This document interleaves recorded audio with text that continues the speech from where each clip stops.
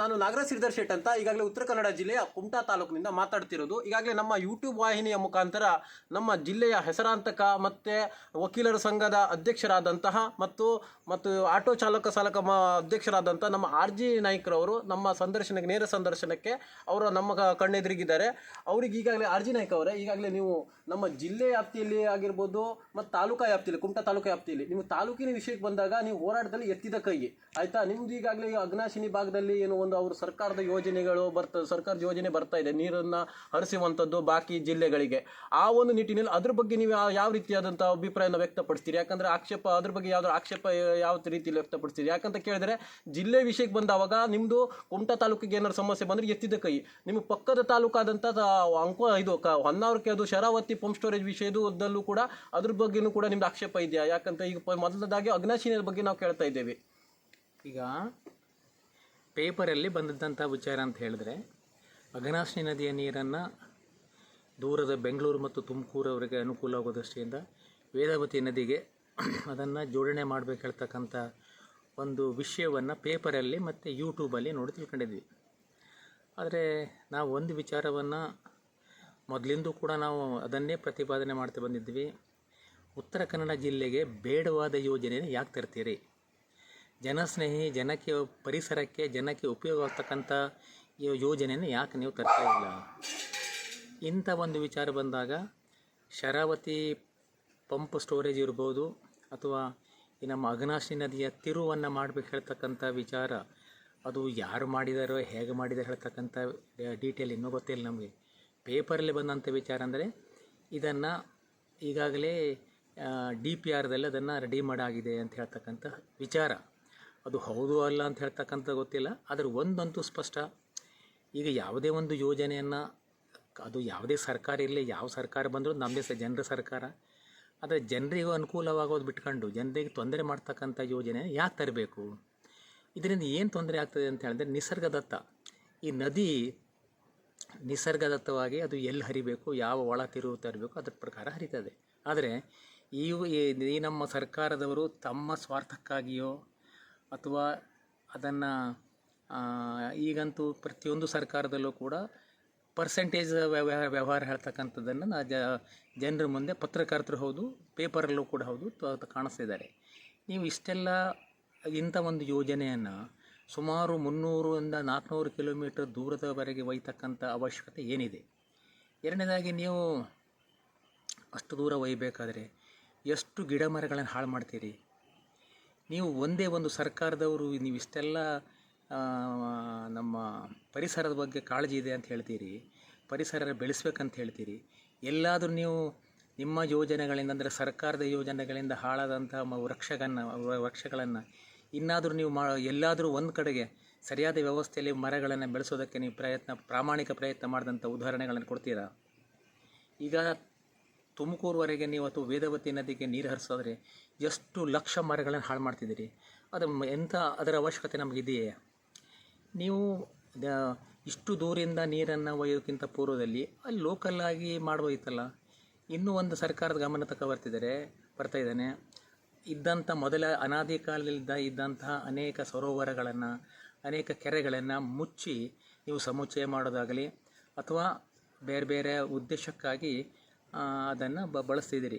ಆದರೆ ಹಿಂದಿನ ತಲೆಮಾರಿನ ಜನ ಅದಕ್ಕೋಸ್ಕರ ಅವರು ಮಾಡಿದ್ದಾಗಿತ್ತು. ಏನಂತಂದರೆ, ಯಾಕಾಗಿ ಕೆರೆ, ಹೊಳೆ, ಕೊಳ್ಳಗಳನ್ನು ಸರಿಯಾದ ವ್ಯವಸ್ಥೆಯಲ್ಲಿ ಇಡಬೇಕಂತೇಳಿ. ನೀವು ಅದನ್ನು ದೂರ ಮಾಡಿ ಪ್ರತಿಯೊಂದು ಯೋಜನೆಯಲ್ಲೂ ಕೂಡ ಮರಗಿಡಗಳನ್ನು ಹಾಳು ಮಾಡಿ ಅದು ಬಾರದ ಯೋಜನೆ ಅಥವಾ ಅದರಿಂದ ಉಪಯೋಗಕ್ಕಿಂತ ಅನಾನುಕೂಲತೆ ಜಾಸ್ತಿ ಇರ್ತಕ್ಕಂಥ ಯೋಜನೆಗಳನ್ನು ನೀವೇನು ಜಾರಿಗೆ ತರ್ತಾ ಇದ್ದೀರಿ.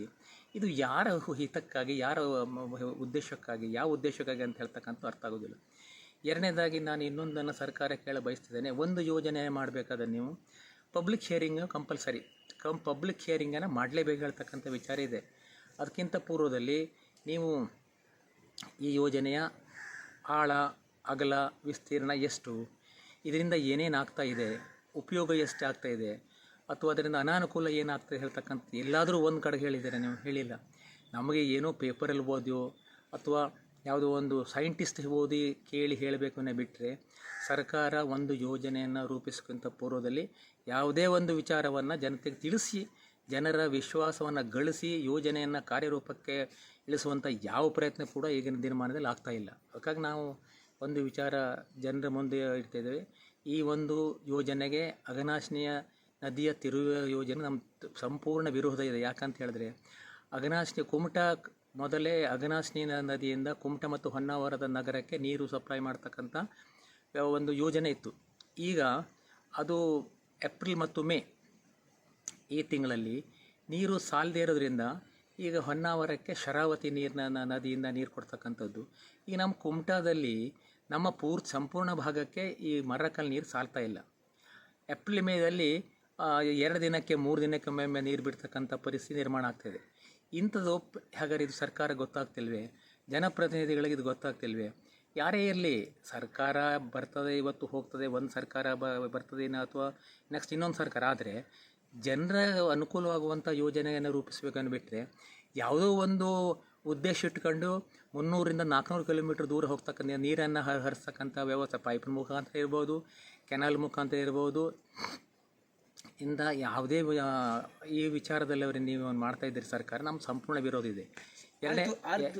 ಎರಡನೇದಾಗಿ ಇನ್ನೊಂದು ನಾವು ಹೇಳಬೇಕಂತಂದರೆ, ಈಗ ನಮ್ಮಲ್ಲಿ ಸರಿಯಾಗಿ ವ್ಯವಸ್ಥೆ ಇದ್ದಾಗ ಅಥವಾ ನಮ್ಮಲ್ಲಿ ಎಕ್ಸೆಸ್ ನೀರಿದೆ ಆವಾಗ ಸರಿ ಹೇಳೋದು. ಈಗ ನಮ್ಮಲ್ಲಿ ಉದಾಹರಣೆಗೆ ನಾವು ಏನಾದರೂ ನೀವು ಅಲ್ಲಿಂದ ನೀರನ್ನು ಆ ಸೈಡ್ ತಕ ಹೋಗೋದಾದರೆ, ಇಲ್ಲಿ ನಮ್ಮ ಬುಗುರಿ ಬೈಲ, ಮೂರೂರು ಕಲ್ಲಬ್ಬೆ ಈ ಭಾಗದಲ್ಲಿ ಸಂಪೂರ್ಣವಾಗಿ ನದಿಯನ್ನೇ ನಂಬಿಕೆ ಇದ್ದಂಥ ತೋಟ ಮಾಡೋಂಥ ತೋಟಿಗರು ಅಥವಾ ಈ ನದಿಯನ್ನೇ ನಂಬ್ತಾ ಇರ್ತಕ್ಕಂಥ ಅನೇಕ ಫಿಷರ್ಮನ್ ಇರ್ಬೋದು, ಅಥವಾ ನಮ್ಮ ಕೂಲಿಕಾರ ಇರ್ಬೋದು, ಅಥವಾ ರೈತಾಪಿ ವರ್ಗ ಇರ್ಬೋದು, ಇವರು ತೊಂದರೆ ಮಾಡಿ ಈ ಯೋಜನೆಯನ್ನು ಮಾಡ್ತಕ್ಕಂಥ ಅವಶ್ಯಕತೆ ಏನಿದೆ? ಹಾಗೆ ಇದು ಸಂಪೂರ್ಣವಾಗಿ ನಾವು ಇದನ್ನು ವಿರೋಧ ಮಾಡ್ತೀವಿ. ಆಯ್ತು ಆರ್ಜಿನೇಕ್ ಅವರೇ, ಈಗಾಗಲೇ ನಮ್ಮ ಕುಮಟಾದಲ್ಲಾಗಿರ್ಬೋದು, ಹೊನ್ನಾವರದಲ್ಲಿ ಆಗಿರ್ಬೋದು, ಮುಂದಿನ ದಿನದಲ್ಲಿ ಅವ್ರ ಪೆಟ್ಟಿಗೆ ಅಂಕೋಲ ಗಂಗಾವಳಿಗೆ ತಗೊಂಡು ಹೋಗ್ಬೋದು ಮತ್ತು ಕಾರವಾರ ತಗೊಂಡು ಹೋಗ್ಬೋದು. ಜಿಲ್ಲಾ ವ್ಯಾಪ್ತಿಯಲ್ಲಿ ನಿಮ್ಮ ವಿರೋಧವನ್ನು ವ್ಯಕ್ತಪಡಿಸ್ತೀರಾ? ಖಂಡಿತ ಹೌದು. ಬೇಡಾದ ಯೋಜನೆ ಅಂತಂದರೆ ಬರೀ ತಾಲೂಕಷ್ಟೇ ಸೀಮಿತ ಅಲ್ಲ, ಇದು ನಮ್ಮ ಜಿಲ್ಲೆ ಅಂತಂದರೆ ನಾವು ಹುಟ್ಟಿದಂಥ ಸ್ಥಳ. ಹಾಗಾಗಿ ಈ ಜಿಲ್ಲೆಯಲ್ಲಿ ಈಗ ನಾವು ಅನೇಕ ಯೋಜನೆಗಳಿಂದ ನಾವು ಕಳ್ಕೊಂಡಾಗಿದೆ. ಆವಾಗ ನಮ್ಮ ದಿವಂಗತ ಶಿವರಾಮ್ ಕಾರಂತರು ಕೈಗ ಬೇಡ ಹೇಳ್ತಕ್ಕಂಥ ಹೋರಾಟ ಮಾಡಿದರು. ಆವಾಗ ಕೂಡ ಸರ್ಕಾರ ಅದನ್ನು ಒಡೆದಾಳುವ ನೀತಿಯಿಂದ ಅದನ್ನು ಜಾರಿ ಮಾಡ್ತು. ಈಗ ಅದರ ಅನುಭವ, ಅದರ ಒಂದು ಕೆಟ್ಟ ಪರಿಣಾಮನ ಜನರ ಸುತ್ತಮುತ್ತಲು ಜನ ಅನುಭವಿಸ್ತಾ ಇದ್ದಾರೆ. ಅದು ಕ್ಯಾನ್ಸರ್ ಅಂತ ಮಾರಕ ರೋಗ ಇರ್ಬೋದು, ಮತ್ತೊಂದು ಇರ್ಬೋದು. ಈಗ ಉದಾಹರಣೆಗೆ ಉತ್ತರ ಕನ್ನಡ ಜಿಲ್ಲೆಯಲ್ಲಿ ಎಷ್ಟು ನಾವು ವಿದ್ಯುತ್ ಯೋಜನೆಯನ್ನು ಜಾರಿ ತಂದಾಗಿದೆ. ಆ ಯೋಜನೆಯನ್ನು ತರಬೇಕಾದ್ರೆ ಎಷ್ಟು ಜನರಿಗೆ ತೊಂದರೆ ಆಗ್ತಾಯಿದೆ. ಅವ್ರು ನೀವು ಪರಿಹಾರ ಕೊಟ್ಟಿದ್ದೀರಾ? ಅವ್ರಿಗೆ ಸರಿಯಾದ ಸ್ಥಳವನ್ನು ಕೊಟ್ಟಿದ್ದೀರಾ? ಯಾವುದೋ ಒಂದು ಮುಂದಾಲೋಚನೆ ಇಲ್ಲದೆ ನೀವು ತರಾತುರಿಯಲ್ಲಿ ಒಂದು ಯೋಜನೆಯನ್ನು ಕೈಗೊಳ್ಳೋದು ಯಾಕೆ? ಎರಡನೇದಾಗಿ ಕೈಗಾದಂಥ ಒಂದು ಭೀಕರ ಒಂದು ಯೋಜನೆ ನಮ್ಮ ಕಣ್ಣು ಮುಂದಿದ್ದಾಗ ಒಂದು ಮಲ್ಟಿ ಸ್ಪೆಷಾಲಿಟಿ ಹಾಸ್ಪಿಟ್ಲನ್ನು ತರ್ತಕ್ಕಂಥ ಒಂದು ಯೋಗ್ಯತೆ ಈ ಸರ್ಕಾರ, ಯಾವುದೇ ಸರ್ಕಾರ, ನಾವು ಈ ಸರ್ಕಾರ ಹೇಳ್ತಾ ಇಲ್ಲ, ಹಿಂದಿನ ಸರ್ಕಾರಕ್ಕೆ ಹೇಳ್ತಿಲ್ಲ, ಯಾವುದೇ ಸರ್ಕಾರಕ್ಕೆ ಆ ಒಂದು ಚಿಂತನೆ ಜನರ ಬಗ್ಗೆ ಇಲ್ಲದೆ ಹೋದಾಗ ಇಂಥ ಮಾರಕ ಯೋಜನೆ ಯಾಕೆ ಬೇಕು? ನಾವು ಕುಮಟಾ ತಾಲೂಕು ಇರಲಿ ಅಥವಾ ಇಡೀ ಉತ್ತರ ಕನ್ನಡ ಜಿಲ್ಲೆಯಲ್ಲಿ ನಮ್ಮ ಹೋರಾಟ ಇದ್ದೇ ಇರ್ತದೆ. ಅದನ್ನು ಖಂಡಿತವಾಗಿಯೂ ನಾವು ಇಂಥ ಜನರಿಗೆ ತೊಂದರೆ ಆಗ್ತಕ್ಕಂಥ ಯೋಜನೆಯನ್ನು ತರೋಕ್ಕೆ ಬಿಡುವುದಿಲ್ಲ. ಅದು ಏನಾದರೂ ಆಗಲಿ. ಈಗಾಗಲೇ ನಾವು ಮಾರುತಿ ಗುರೂಜಿಯವರಿಗೆ ನಾವು ವಂದನೆಯನ್ನು ಸಲ್ಲಿಸಬೇಕು. ಯಾಕಂದರೆ ಈಗಾಗಲೇ ಅವರು ಹೋರಾಟ ಮಾಡ್ತಾ ಇದ್ದಾರೆ. ಅವರು ಬೇರೆ ಶರಾವತಿಯ ಪಂಪ್ ಸ್ಟೋರೇಜ್ ವತಿಯಿಂದ ಅಲ್ಲೂ ಕೂಡ ನಮ್ಮದು ಅದಕ್ಕೂ ಕೂಡ ನಾವು ವಿರೋಧ ಮಾಡ್ತಿದ್ದೀವಿ. ಅದಕ್ಕೊಂದು ಸಂತೋಷ ಅಂತಂದರೆ ನಮ್ಮ ಸನ್ಮಾನ್ಯ ಸಚಿವರೇ ಕೂಡ ಅದನ್ನು ವಿರೋಧ ಮಾಡಿದ್ದಾರೆ. ಸೊ ಜಿಲ್ಲೆಯಲ್ಲಿರ್ತಕ್ಕಂಥ ಎಲ್ಲ ಅಂದರೆ ವಿಶೇಷವಾಗಿ ಈ ಭಾಗದ MLAಗಳು ಕೂಡ ಅದನ್ನು ವಿರೋಧ ಮಾಡಿದ್ದಾರೆ. ಹಾಗಾಗಿ ಈಗ ಹೋರಾಟ ಮಾಡಿದ್ರೆ ಎಲ್ಲ ಪಕ್ಷಾತೀತವಾಗಿ ಎಲ್ಲ MLAಗಳನ್ನು ನಮ್ಮ ಉಸ್ತುವಾರಿ ಸಚಿವರನ್ನ ಇಟ್ಕೊಂಡು ನಾವು ಇದನ್ನು ಹೋರಾಟ ಮಾಡಬೇಕಲ್ತಕ್ಕಂಥ ವಿಚಾರ ಇಟ್ಟಿವೆ. ಆದರೆ ಅವರು ನಮಗೆ ಸಪೋರ್ಟ್ ಕೊಡದೆ ಹೋಗಲಿ, ನಮ್ಮ ಹೋರಾಟ ನಿರಂತರವಾಗಿರ್ತದೆ. ಆಯಿತು ಆರ್ಜಿನೇಕ್ ಅವರೇ, ಈಗಾಗಲೇ ನಾವು ನಮ್ಮ ಜಿಲ್ಲೆಯಲ್ಲಿ ಸಂಪೂರ್ಣ ವಿರೋಧ ಇದೆ ಈ ಹೋರಾಟಕ್ಕೆ, ಇದಕ್ಕೆ ಏನೋ ಒಂದು ನೀರಿನ ವಿಷಯದಲ್ಲಿ. ಆದರೆ ನೀವು ಅಂತರ್ಜಿಲ್ಲೆ ಆದಂತಹ ನಿಮ್ಮ ಉಡುಪಿ ಆಗಿರ್ಬೋದು, ದಕ್ಷಿಣ ಕನ್ನಡ ಆಗಿರ್ಬೋದು, ಅದೇ ಯೋಜನೆಯನ್ನು ಅಲ್ಲಿ ತಗೊಂಡು ಹೋದ್ರೂ ಕೂಡ ನೀವು ವಿರೋಧ ಮಾಡ್ತೀರಾ? ಇಲ್ಲ ಜಿಲ್ಲೆಗಷ್ಟೇ ಸೀಮಿತ ಆಗಿರ್ತದೆ ಈ ಹೋರಾಟ? ಒಂದು ಯೋಜನೆ ಬೇರೆ ಬೇರೆ ಕಡೆ ಬಂದಾಗ ಅಲ್ಲಲ್ಲಿ ಜನ ಇರ್ತಾರೆ. ಇನ್ನೊಂದು ಜಿಲ್ಲೆಯಿಂದ ಹೋಗಿ ಹೋರಾಟ ಮಾಡ್ತಕ್ಕಂಥ ಪರಿಸ್ಥಿತಿ ನಿರ್ಮಾಣ ಆಗೋದಿಲ್ಲ. ಯಾಕಂದರೆ ಪ್ರತಿಯೊಂದು ಜಿಲ್ಲೆಯಲ್ಲೂ ಕೂಡ, ಪ್ರತಿಯೊಂದು ತಾಲೂಕಲ್ಲೂ ಕೂಡ ವಿದ್ಯಾವಂತರಿದ್ದಾರೆ, ವಿಚಾರವಂತರಿದ್ದಾರೆ, ಸೈಂಟಿಸ್ಟ್ಗಳಿದ್ದಾರೆ. ಅವರು ಅಲ್ಲಿ ಆಯಾ ಭಾಗದಲ್ಲಿ ಅವರು ನೋಡ್ತಾರೆ. ನಮ್ಮ ಭಾಗದಲ್ಲಿ ನಾವು ನೋಡಿದ್ರೆ ನಮ್ಮ ಹಾಗೆ ಪ್ರತಿಯೊಂದು ಭಾಗದಲ್ಲಿ ಇರೋದ್ರಿಂದ ಸಾಧಾರಣ ಹೋರಾಟ ಸಕ್ಸಸ್ ಮಾಡೋಕ್ಕೆ ಸಾಧ್ಯ ಇದೆ. ಆರ್ಜಿನಾಯ್ಕ ಅವರೇ, ಈಗಾಗಲೇ ನೋಡಿ ರಾಜ್ಯ ವ್ಯಾಪ್ತಿಯಲ್ಲಿ ದೊಡ್ಡ ಮಟ್ಟದಲ್ಲಿ ಹೋರಾಟಗಳು ನಡೀತವೆ. ಯಾಕಂದ್ರೆ ಪಕ್ಕದ ಎಲ್ಲ ಜಿಲ್ಲೆಯವರು ಕೂಡ ಹೋರಾಟವನ್ನು ಆ ಒಂದು ಕೈ ಜೋಡಿಸ್ತಾರೆ ಆ ಹೋರಾಟಕ್ಕೆ.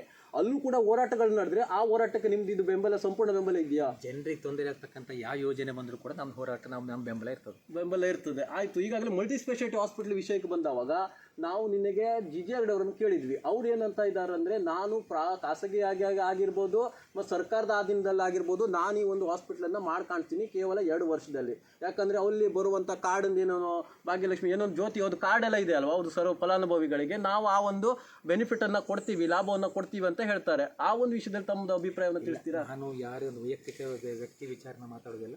ಅವ್ರು ಮಾಡ್ತಾರೆ ಅಂದರೆ ಒಳ್ಳೆಯದು. ಜನರಿಗೆ ಅನುಕೂಲ ಆಗುವಂಥ ಯಾವ ಅವರು ಕೆಲಸ ಮಾಡಿದ್ರು ಕೂಡ ನಾವು ಅದನ್ನು ಸ್ವಾಗತ ಮಾಡ್ತೀವಿ. ಅಭಿನಂದನೆಗಳು. ಈಗಾಗಲೇ ಆರ್ಜಿನಾಯ್ಕ ಸರ್ ಅವರೇ, ಈಗಾಗಲೇ ನಮ್ಮ ಒಂದು ನಮ್ಮ ಗುರುಗಳಾದಂಥ ಆರ್ಜಿನಾಯ್ಕ ಅವ್ರನ್ನ ಈಗಾಗಲೇ ನಾವು ಭೇಟಿ ಆಗೋದ್ರ ಮುಖಾಂತರ ನಮ್ಗೆ ಭಾಳ ಖುಷಿ ಆಯಿತು.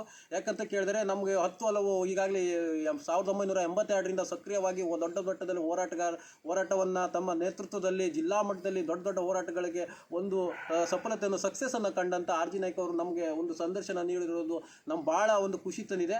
ಧನ್ಯವಾದಗಳು, ಅಭಿನಂದನೆಗಳು ಆರ್ಜಿನಾಯ್ಕ ಅವರೇ. ನಮ್ಮ ವಾಹಿನಿ ಮುಖಾಂತರ ಹೇಳ್ಕೊಳ್ತಾರೆ. ನಮಸ್ತೆ.